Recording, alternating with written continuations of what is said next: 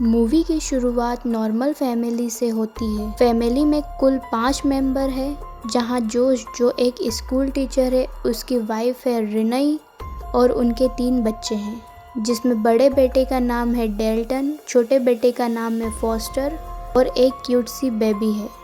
और ये फैमिली अभी अभी नए घर में शिफ्ट हुई है।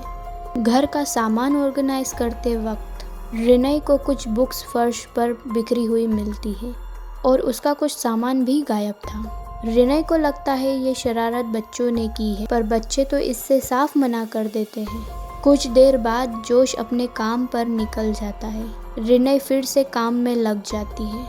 उसी रात उनका बड़ा बेटा डेल्टन घर में खेल रहा था। तभी अचानक एटिक का दरवाजा अपने आप खुलता है। डेल्टन एटिक में जाता है और सीढ़ी पर चढ़कर लाइट ऑन करने की कोशिश करता है, पर उसका पैर फिसल जाता है और वो नीचे गिर जाता है। चोट तो ज़्यादा नहीं लगती, पर अंधेरे में उसे कुछ बेहद क्रीपी चीज़ दिखाई देती है, जिससे वो बहुत ज़ोर से चिल्लाता है। उसके पेरेंट्स भागते हुए आते हैं, पर डेल्टन उन्हें कुछ नहीं बताता। तभी रिनई को भी अपना खोया हुआ सामान वहीं पर मिलता है। वो ये देखकर हैरान हो जाती है, क्योंकि वो तो कभी सामान ऊपर नहीं लाई थी। अगले दिन जब जोश डेल्टन को जगाने जाता है, तो डेल्टन आंखें ही नहीं खोलता। वो बेहोश था। डॉक्टर बताते हैं कि डेल्टन अचानक से कोमा में चला गया और वो कब उठेगा कोई नहीं जानता। अब 3 महीने बीत चुके हैं। डेल्टन को सारे मेडिकल इक्विपमेंट्स के साथ घर पर ही शिफ्ट कर दिया जाता है। एक दिन जब रिनई पियानो बजा रही होती है, तो उसे बेबी मॉनिटर पर किसी अनजान आदमी की क्रीपी सी आवाज़ आती है और फिर बेबी रोने लगती है। रिनई अपनी बेबी के रूम में जाती है, पर वहाँ बेबी के अलावा और कोई नहीं था। उसी रात उसका छोटा बेटा फॉस्टर अपनी माँ से कहता है, मम्मी मुझे अपना रूम चेंज करना है, क्योंकि डेल्टन रात को अपने बेड पर जागकर यहाँ वहाँ घूमता है। रिनई को कुछ समझ नहीं आता कि फॉस्टर क्या बोल रहा है। डर का माहौल तब बढ़ता है जब रात को उनका मेन डोर कोई नॉक करता है। जोश चेक करने जाता है, पर बाहर कोई नहीं होता। वो डोर क्लोज कर देता है। जब रिनई बेबी के रूम में जाती है, तो वहाँ उसे एक डरावना आदमी खड़ा दिखता है। रिनई के चिल्लाते ही जोश आता है, पर तब तक वो साया गायब हो जाता है। अचानक सिक्योरिटी अलार्म बजने लगता है। जोश नीचे जाता है तो देखता है कि मेन डोर खुला है। वो ये देखकर हैरान हो जाता है, क्योंकि अभी अभी उसने डोर क्लोज किया था। कुछ दिन बाद रिनई डेल्टन की बेडशीट ठीक कर रही थी।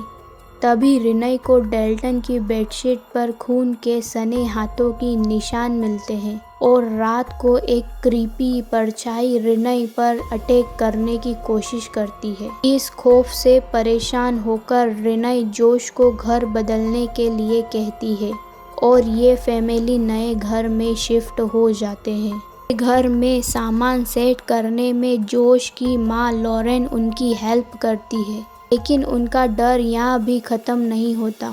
घर की सफाई करते वक्त रिनई को एक अजीब बच्चा दिखाई देता है जो गाने पर डांस कर रहा था। रिनई समझ जाती है कि उस शैतान ने उनका पीछा अभी तक नहीं छोड़ा।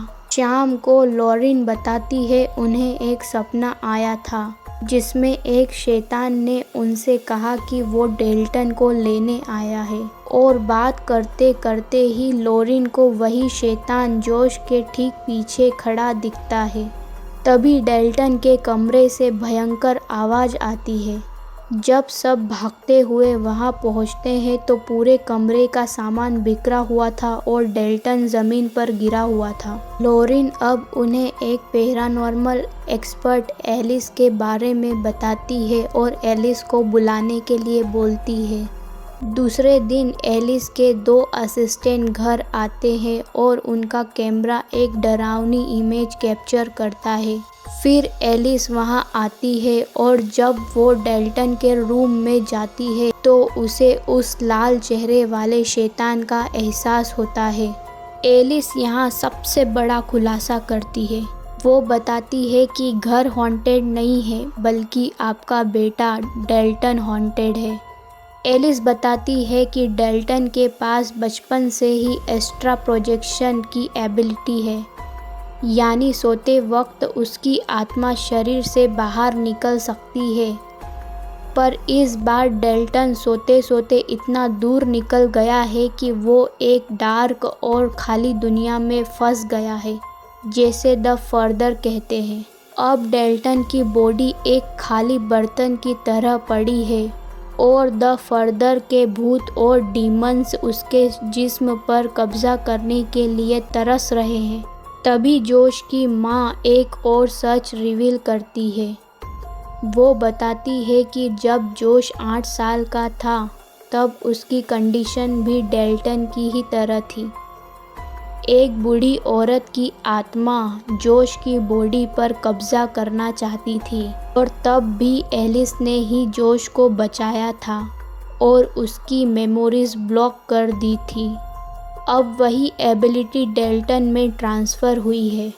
अब एलिस अपनी पैरानॉर्मल पावर का यूज़ करके डेल्टन की सोल से कनेक्ट करती है, जहां डेल्टन की सोल रोती हुई आवाज़ में बताती है कि रेड फेस वाले डीमन ने उसे चेन से बांध कर रखा है। इससे पहले कि एलिस कुछ और जान पाती, डेल्टन की कोमा वाली बॉडी अचानक वायलेंट हो जाती है और उस दूसरी दुनिया के खौफनाक डीमंस आकर सब पर अटैक करने लगते हैं और पूरे रूम में तबाही मचा देते हैं। फिर एलिस अपनी पावर का यूज़ करके उन सभी डीमंस को वापस भगाती है और वहाँ का माहौल कंट्रोल करती है। माहौल शांत होने के बाद जब एलिस के असिस्टेंट्स कैमरा चेक करते हैं तो उनके होश उड़ जाते हैं। असल में कैमरा ने उस रेड फेस वाले डीमन को कैप्चर कर लिया था जो डेल्टन की बॉडी का यूज़ करके कमरे में तोड़-फोड़ कर रहा था। रिनई एलिस से डेल्टन को बचाने का तरीका पूछती है तो एलिस बताती है कि डेल्टन को बचाने के लिए अब जोश को वापस अपनी एबिलिटी का यूज़ करके द फर्दर में जाना होगा और डेल्टन की सोल को वापस लाना होगा।